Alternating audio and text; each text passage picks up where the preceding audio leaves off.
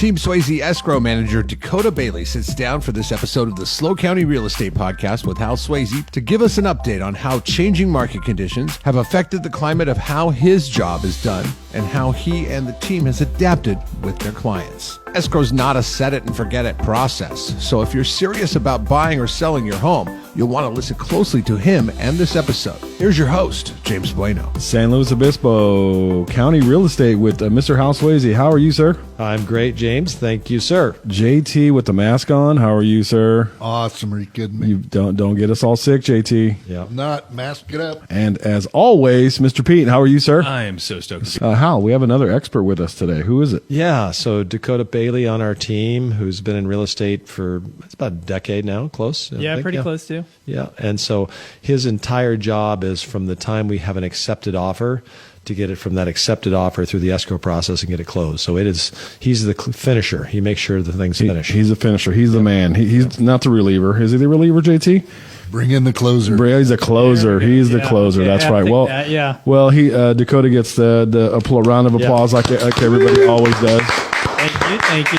Dakota, how many escrows have you closed in your career? Roughly. Roughly, probably close to 700 now. Okay. And Jay, we have about how many sales in the county in a year? 22 to 3, I think, is what we're seeing, what we're projecting from June of this last year to June of this year. Okay. We kind of look at things a little differently. You're in the fiscal year. Yeah. You got your own Keller Williams calendar. I got my it's own, like the Mayan calendar. Yeah, it is. Yeah. It's gonna end in 2027. We skip March and December. So the reason I bring that up, so if there's 6,000 transactions, there's usually an agent on each side. So 3,000 transactions with an agent on each side. There's 6,000 opportunities for a real estate agent to be involved. Right. Okay. And we have about how many agents in the county, Jay? Roughly 1,800. Okay. So if we round up to 2, so that's 2,000 into 6,000. We'll call it, even if we round up, 4. Okay. So if each agent had, their share, it would be 4 a year, and you've done 700 in the last 6 or 7 years. Yeah. Okay. Yeah, so more. About 5 years, yeah. So more. That's called job security. Yeah. Because we're needed. Yeah. By the way, how we can't forget in May, Dakota's been with us for 5 years. 5 years. Woo! Yeah. Wow. Another round of applause. Yeah. Look at that. My work anniversary. That's right. That's right. I think it's safe to say Dakota is an expert. Yeah, okay, that's the point. Thank you. Yeah, way to get okay. down. Yeah. Way to coalesce it down to that point. That's what I'm here for. Yeah. And he's having his second baby here in a couple of weeks, so That's he's right. an expert. Yeah. He by himself? No, not me. Oh, Wife. There you go. Okay, Yeah, good job. I tried, but Break the doctor said it's just not going to work. Okay, good. Okay, well, you were smart enough to figure that out. So Dakota, what are some things you're noticing for someone who's in the middle of that portion of the transaction where we're ending the transaction? What's kind of popping up for you? I'd say the biggest thing right now is once you get into kind of past your investigation phase and maybe you're doing a little bit of negotiating between buyers and sellers, you're more likely than not going to have to collaborate with the, whatever side you're on to come to an agreeable decision. When before, maybe you just kind of said, hey, this is what I'm going to accept, and you're going to, take it or I'm going to walk. And they say, well, I don't want that to happen. Well, at the beginning of the escrow, we open up the escrow and we have certain terms in there, and there's some time to get things done, right? That window of due diligence. Right, correct. That would be your, we use certain terms that people may not recognize. So we use inspection contingency timeframes. Your loan contingency, and really what your contingency is kind of like an off-ramp through the transaction. That's your chance to get out of the transaction if you're not, feeling the house and you're like, it's not really what I thought it was going to be or what I want it to be, or maybe my financials aren't working out how I thought they were going to be. Your contingency, that is your chance. Say, okay, you know what? This is not working. Sorry, seller, but you're going to have to find a new buyer. I'm going to go ahead and walk. I'm going to take my deposit with me. Thank you for your time. So there's a reason an escrow isn't usually 1 day. Most of them are going to lie within, 14 to 45 days. And that's really going to be a chance for a buyer to investigate the property. It's also going to make sure that they can get their financing through, whatever financial institute they're going through, whether it's a bank, a local lender, it could be a credit union, it could be private financing. So that just allows for time to get that through and so that nobody's feeling super rushed to make it happen. It also gives the seller time to find out where they're going to go next. Not all sellers have a plan. They say, I'm going to sell my house and then I'm going to figure it out afterwards.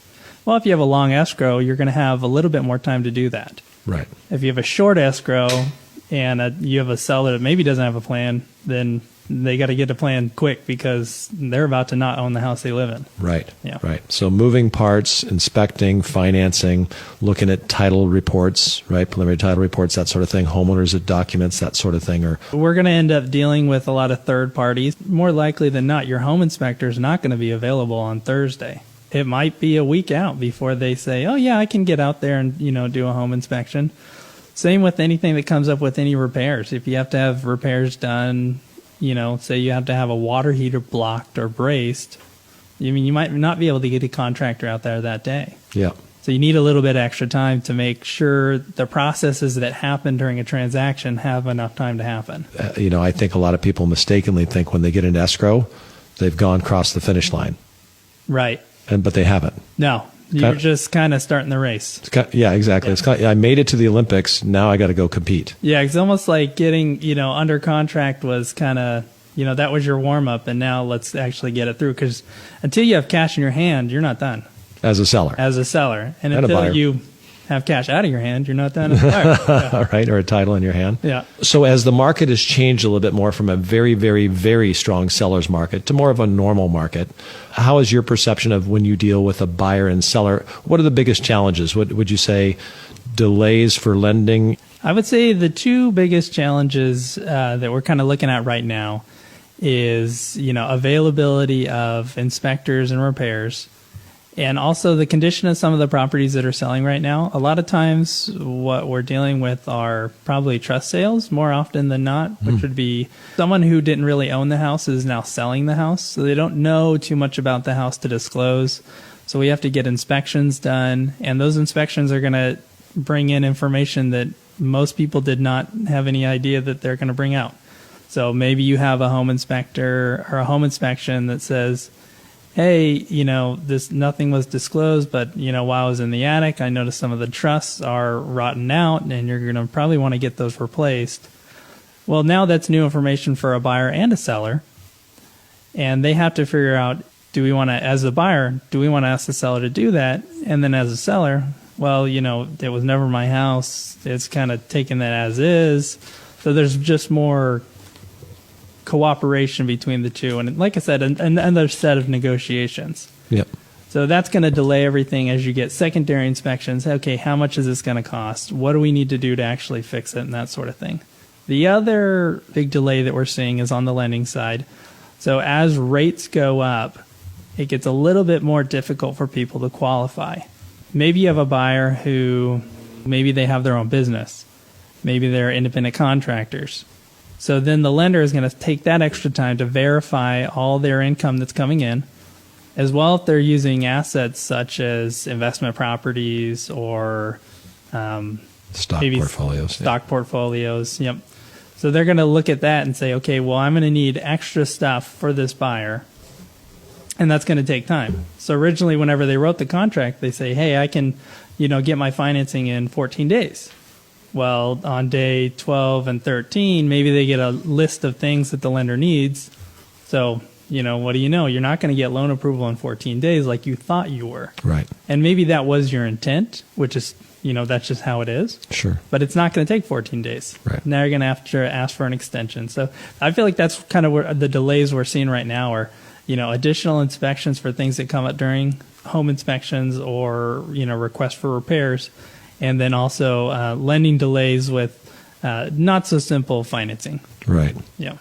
Yeah, I think it's what a lot of people don't realize because they don't do it all the time is how much you rely on other people to get things done. You just don't have a lender. You have a loan officer, and then you have an underwriter. You have a processor, an underwriter. And everybody's got an opinion, and everybody's got to kind of do their part. And if you got somebody that's sick or sleepy or out or whatever, then you're relying on that one person, which can delay the whole process. Right. People have to be aware, and it's kind of hard for somebody, especially if they have control issues, to be at their house going, why is this taking longer? It's almost like you get through the inspection phase and it's like, okay, cool, we're done. It's like, okay, we're not quite done. We're pretty close to being done, but there's still a little bit more that we've got to wait on. And so then it's really getting updates to make sure everybody is aware of where we're at in the process. And John, you see this a lot, and Dakota's a master at this. Oftentimes, you're the conveyor of the information. Right. Good news, loans approved. Not so good news, there's some delays. And so how do you manage that with a client? They go, I got to tell them the bad news that one of the people, the underwriter, the processor, somebody got behind, the buyer didn't turn something in, they got to find a new document of some sort.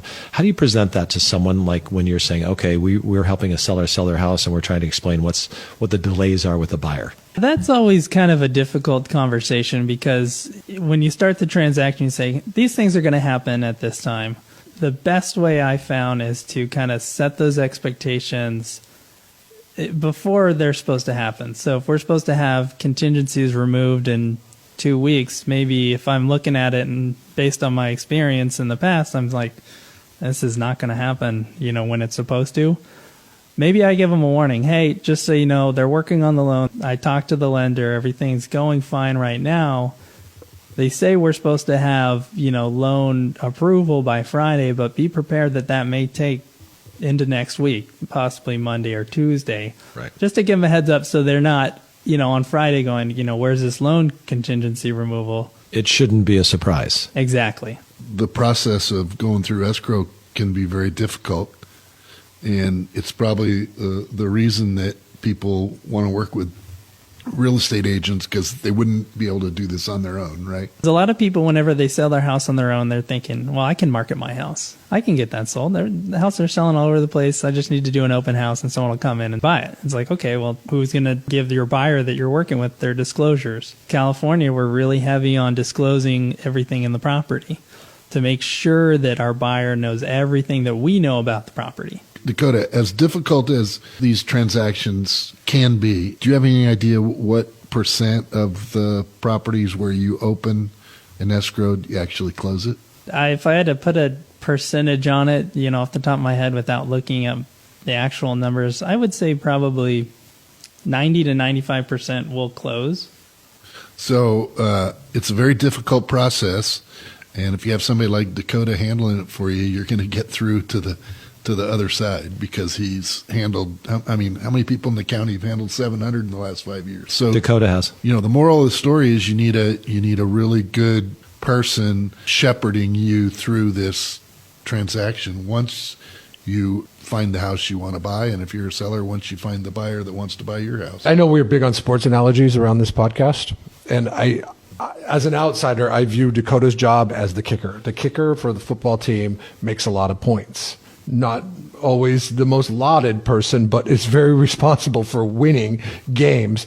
He gets you across the finish line, like he did with our family. Hey, need this, because we were in the very same mindset. We were like, deal's approved, everything's cool, all right, we're ready to go. Let's start packing up stuff. Right. And then you'd call us and we're like, we'll get back to him. Yeah. And then luckily my wife's on me about stuff, and she's like, hey, you got to call Dakota. And I'm like, okay, hey, Dakota, how's it going? Hey, we need this. Okay, we'll get on top of it. Your persistency helps move the process and helps complete the transaction. I like to think of myself as kind of the, it's weird, but, motor oil. Mm-hmm. I'm there to make sure that everything is going smoothly and at the end. And if something needs to get done, I'm just going to do it. I'm not going to ask who's going to do it. I'm just going to do it because it'll save that much more time. Yep. And if I do it, I feel like I have an idea that it's going to be done correctly. What happens if you don't put oil in your car? You seize the engine. Yeah. What does a new engine cost, right? Yeah. But the thing that you mentioned about the disclosures, they're mandatory in the state of California. And if you don't have someone that's your advocate, which is what a real estate professional does, and what you do in your field at the Sweasey team here, is that you provide that level of protection. Because here's why would somebody try and sell the house by themselves?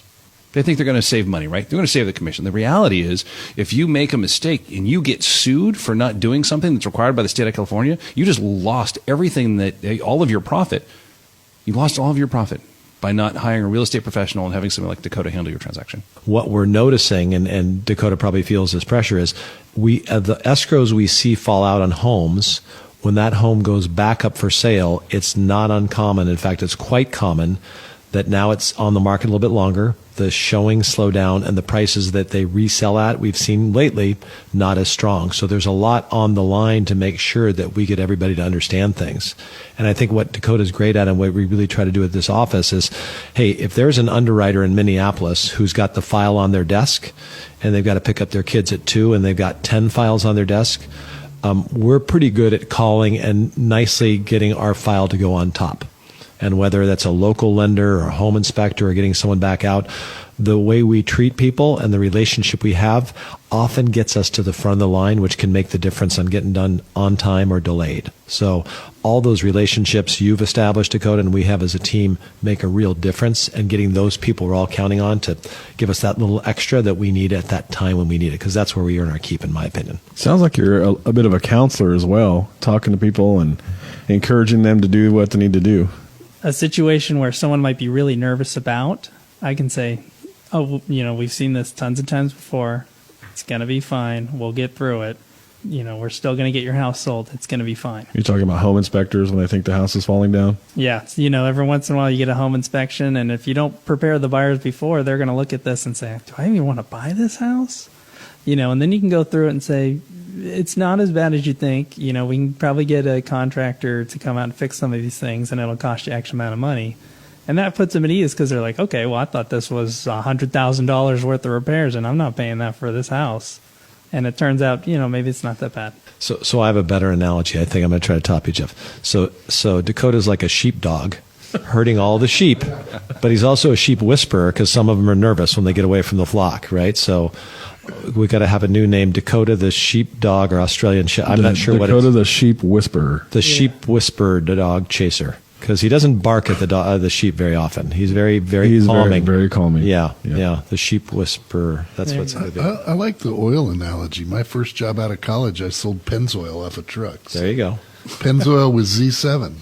Did they have cars back then, JT? Oh, it was a Model A. Yeah, right. Oh, I thought it was for his dinosaur. Yeah. Yeah. He was in the pre-oil game. Yeah, that's right. Gentlemen, any more comments or questions for Dakota while we have him here? Yeah, I want to go back to one of the numbers that Dakota shared with us. I asked him how many close. 90 to 95% was your answer, right? Mm-hmm. Okay, so that means that 5 to 10% don't. And I've never heard one of the agents on our team say the reason it didn't close was because our escrow manager didn't do something. The reason we have an escrow fall out from time to time is stuff that's totally out of our control, right? Yeah, it's I would go to the extra length to say it's not even really the agents. It's an issue with the buyer or the seller. Maybe the seller changes their mind and they don't want to sell anymore, or buyer decides, okay, well, I thought this house was going to be a little bit different, but now maybe there's a big foundation issue, which some buyers will take on, and other buyers are, I really don't want to do that. That's not what I want to do with my life, is to spend my whole life working on my house. Yep. Yeah. Yep. Buyer's remorse. We had one recently where the buyers came back and they took a little more time and walked around the neighborhood, and they decided it wasn't right for them, right? Yeah, And correct. sometimes that's in control, and sometimes it's out of everybody's control. Right. Next person. Yep. Anything else for Mr. Bailey while he's here? No, I got to just say Dakota's awesome at what he does. He is. Does he get another round of applause? Let's give him another round of applause. Yes. That's 3 today. Dakota. Wow, that's a record for us. Great job, everybody. Thank you, Dakota, JT, Hal, and for myself. Thank you, everybody, for listening. Hal, do you want to give a quick contact? How do people get a hold of you? Oh, yeah. If you want to call me or Dakota, it's 805-781-3750, or go to teamswayze.com. So Dakota at teamswayze.com, right? That's it. All right, that works. Thank you, everybody. We appreciate you all. Thanks, James. Thank you for listening to the Hal Sweasey podcast. Be sure to subscribe and rate this podcast. It comes out every Monday, so check for it in your feed for the latest information on the San Luis Obispo County market. The Slow County Real Estate with Hal Sweasey podcast is available wherever you get your podcast and on halsweasey.com, where you can find current listings and other real estate tips. halsweasey.com, that's HALSWEASEY.com. I am James Bueno, Director of Marketing for the Hal Sweasey Group. If you're looking for anything real estate, give us a call, 805-781-3750. Hal Sweasey is a licensed California real estate broker. DRE number 01111-911. The Slow County Real Estate with Hal Sweasey podcast is a production of AGM Podcasts. Subscribe wherever you get your podcasts.